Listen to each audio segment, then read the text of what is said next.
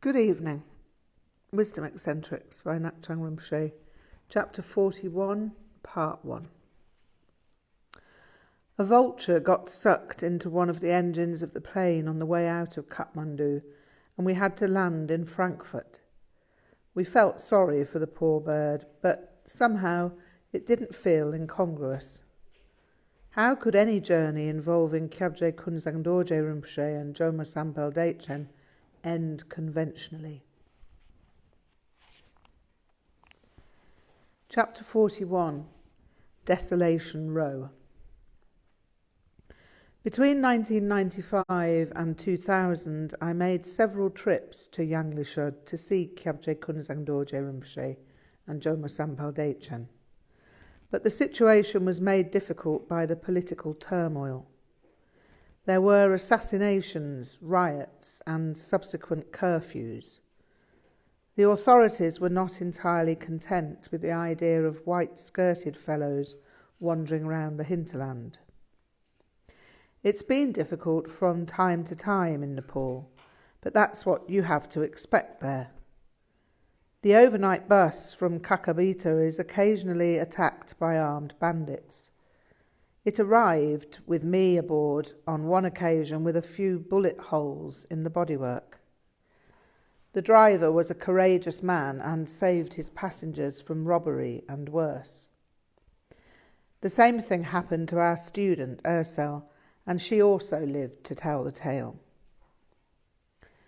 The general tourist runs to places like the Taj Mahal, Goa, Agra, Jodhpur and Jaipur don't entertain people with the same possibility of imminent death at the hands of insurgents or brigands.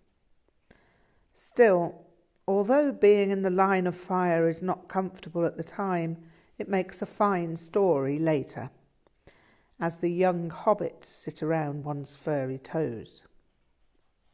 There are many stories I could tell. Some are merely amusing and therefore best told in person. In November 2002, I was accompanied by a small group of ordained disciples, Bacha, Zudrul, Trugyal, Trurig and Shazer. Rinpoche and Jomo had moved to Boda, where they rented an apartment in a house about 10 minutes' walk from the Churton. When we arrived, we were met immediately by Jomo. She'd seen us approaching from a distance because their apartment was on the top floor. She beamed at us, welcomed everyone effusively, and took us to Rinpoche, who awaited us in the shrine room. The look of delight when Rinpoche saw me was extremely moving. I have no words for such an experience. I don't lack vocabulary, but however I phrase my feelings diminishes the experience rather than explaining it. I was overjoyed, to say the least. I was still not entirely used to Rinpoche treating me like a loving mother. His only disappointment was that Kandor had been unable to accompany us due to the fact that the birth of our daughter Rachel was not far distant. I attempted prostrations, but Rinpoche diverted them by pulling me onto his throne-cum-bed. Rinpoche stroked my face and arm as though I were his child, and I became aware that there were tears in his eyes. There were soon tears in my eyes, and it seemed impossible to contain the searing gladness I felt. "I am so happy to see you again," Rinpoche beamed, and I couldn't speak for some moments. Everyone received a glass of single malt whisky, and we recited the drinking song of Chhi'méd Rig'dzin Rinpoche.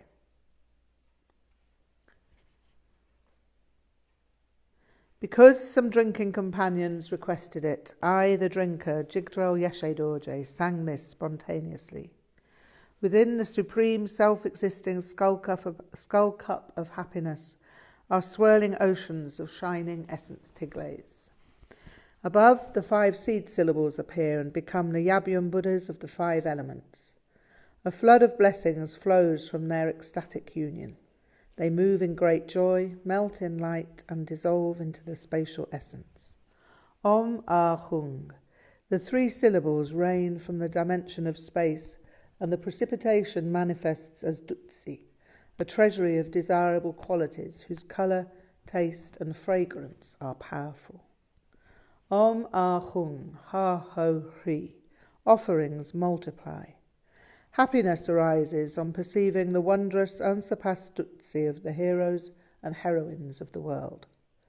I offer this to the pervading masters, my most kind Lamas, the holders of the 6 lineages, the 3 jewels, the 3 spheres of being, the peaceful, joyous and wrathful Yidams, Mamos and Dakinis, protectors of the inner tantras, Terma protectors, protectors of the treasuries of phenomena, protectors of the ground of being. The Sangye Kilkor of my body, duality and non-duality, and to the infinite purity of the phenomenal world. Ah ho, wonderful. In this way, nobody becomes unhappy when drinking. Alalaho, marvellous, Shesu Sol, please drink. The Satsum and Buddhas drink in the space of existence. Chukyong and Srungma drink with awareness. Lamas drink on their thrones. Dharma friends drink sitting in rows. Monastics drink secretly. The Ngak'chang Rinpoche drink openly. Old men drink proudly. Old ladies drink smilingly. Men drink noisily. Women drink swayingly. Youths drink playfully. Girls drink laughingly. I, the Tantrika, drink happily. We drink happily without reference points to cause dissatisfaction. Because this apparitional banquet, free of referentiality, is offered to the illusory body, what we drink is a sacred feast. Anxiety is therefore unnecessary, and we remain relaxed. Because appearances are infinitely pure, discrimination is unnecessary, and we remain serene. Because self-existent wisdom is total, effort is unnecessary, and we rest with cheerful minds. The path of happiness we follow arises due to the kindness of the Lamas. Alalaho, Kalpazang. With this, we all drank a sip together, and a light, joyous laughter broke out. I will say something about the meaning, Rinpoche explained. This first line, within the supreme self-existing skull cup, means the uncreated, beginningless, enlightened nature. The swirling oceans are Gyantso, the ocean and waves of the non-dual expanse of mind. Primal iridescence arises out of emptiness as light essence, the Tigles. The 5 seed syllables appear and become the Yabyum Buddhas, a description of emptiness giving rise to form, then form dissolving into emptiness. This is endless. Om Ah Hung, Ha Ho Hri are the Tsok Kolo syllables. Offerings multiply means that the Tsok Kolo is becoming magnificent in the atmosphere of pure vision. Happiness arises on perceiving the heroes and heroines of the world, because everyone is an enlightened being. Protectors of the treasuries of phenomena is meaning mountains, rocks, stones, trees and rivers. Everything is innately wonderful. From the point of view of Dzogchen, everything is wonderful as it is. So we are drinking to the infinite purity of the phenomenal world. Ah ho means marvellous. In this way we make connection. If we are drinking alcohol in this state of mind, nobody becomes unhappy. Also, there is no negative aspect to our drinking. Monastics are drinking secretly because they are drinking the secret offering at Tsok Kolo. This may just be a drop on the tongue. This does not mean that they are drinking alcohol when no one is watching. but sometimes this does happen. The Ngak'chang Rinpoche are drinking openly. This means they are drinking within the ground of primordial awareness. Anxiety is unnecessary because we are relaxed. Drinking in the presence of the Lama, we could become too anxious not to get drunk. But if we drink within the meaning of this song, we are not becoming drunk. Appearances are infinitely pure, and discrimination is unnecessary, because we do not judge how anything or anyone is acting. We are all Paos and Khandros together. Everything is pure because self-existent wisdom is total. Oh yeah, this is Dzogchen Menakde. If you understand this as mere indication, then you rest in the space of that understanding. But this is not merely intellectual understanding. This must be taken into meditation. Then came the time to offer our gifts. Amongst the gifts we brought for Rinpoche and Joma Sampel was a photograph album compiled by Trurig. It contained pictures of our Sangha. Rinpoche was interested in a photograph of Rig'dzin as it showed his tact roll, and Rinpoche spent some time telling us about different varieties of tact roll. "Where did he get this tact roll?" he asked. "I gave it to him, Rinpoche. I wore it for some years. I first had it when I was studying Maha Yoga with Yeshe Dorje Rinpoche. He said I should make one like his, so I did, but about half the size. Now I can't wear a tact roll anymore because, as you see, I have very little hair up there to which I could attach it." Rinpoche laughed. "Oh yeah, grass does not grow on the highest mountain." Rinpoche rooted around under his table and pulled out a small silver tube. It was a minuscule tact roll. "You should wear this tact roll instead, tied to your gomtag." We then returned to the photographs. There were many of Khandro Dechen and our son Robert, and each of these he examined carefully before touching them to the top of his head. We'd been sitting quietly for some time when Rinpoche startled us. "Yeah, I met Kyungchen Aro Lingma." He told us this in a matter-of-fact manner, as if he was speaking about having met her whilst circumambulating the Churton in Boda that morning. It was clear, however, that he didn't intend us to understand that this had been within the realm of ordinary experience. Aro Lingma passed away, attaining rainbow body, in 1923, and the year of Rinpoche's birth was 1929. I was a young man, maybe 23 years old, when I saw her, and she said I should look for her in the guise of a young man with white hair. This statement was astonishing, not least because of its unexpectedness, but because no one had asked Rinpoche about Aro Lingma. Rinpoche addressed most of his comments to our students whilst I sat and listened, delighted by what he was imparting to them.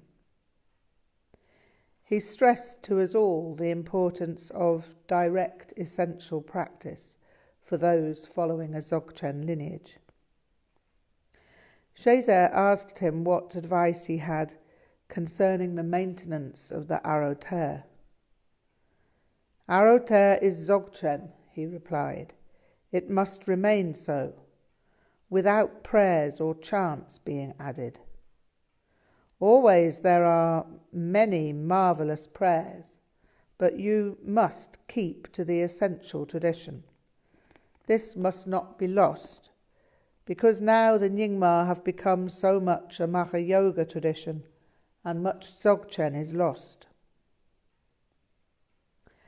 Then Trugyal asked about the tradition and the importance of maintaining the Ngak'chang Rinpoche. Rinpoche nodded. Oh yeah, there are different types of Ngakmas and Ngakmas, and those of the Dzogchen category, who take the non-symbolic spaces of the sense fields as their practice, are now extremely rare. Because of this, it is most important that the lineage of Aro Lingma must be maintained in its pure essential form as a stream of non-ritual yogas. We gave Joma Sampel a white shamtab, which she received delightedly, but she told us she would only be able to wear it in the house. Rinpoche shook his head sadly. Yeah, this is not good. It is not good that she cannot wear this publicly. She has every qualification to dress as a Lama, but Tibetan culture does not allow it. If she wore this white shamtab outside, it would be bad for her. The Tomyors would be angry and shout at her. Zudror said, Really? With some degree of offended surprise. Why would this be, Rinpoche? Because this is how Tomyors think. Tomyors have no knowledge of Vajrayana. They only know Tibetan culture and think that this is the rule. But this view is not Buddhism. It is not Vajrayana. This is just Tibetan culture. There is much that is good in Tibetan culture, but our culture is not more important than Vajrayana. Western culture also is not more important than Vajrayana. You must all know the difference between culture and Vajrayana. Tibetans do not own Vajrayana. Vajrayana belongs equally to all people who are seriously practicing in every country. Then Rinpoche turned to me. All your ordained female disciples must be white shamtab wearing. There is nothing that can be done to them because they are not Tibetans and they do not have to live here. Women are free in the West. You do not have to listen to Tomyors. So both men and women are free to show the correct Ngak'chang appearance. We spent the afternoon listening to strange accounts of Nepalese mafia activity in Yanglisho. Rinpoche and Joma Sampel had left Yanglisho because of it. It was no longer a reliable place to remain. Kandor Tenzin had been assaulted and several of the old Ngakmas and Ngakmas at Sogyal Gapal Jong had been robbed.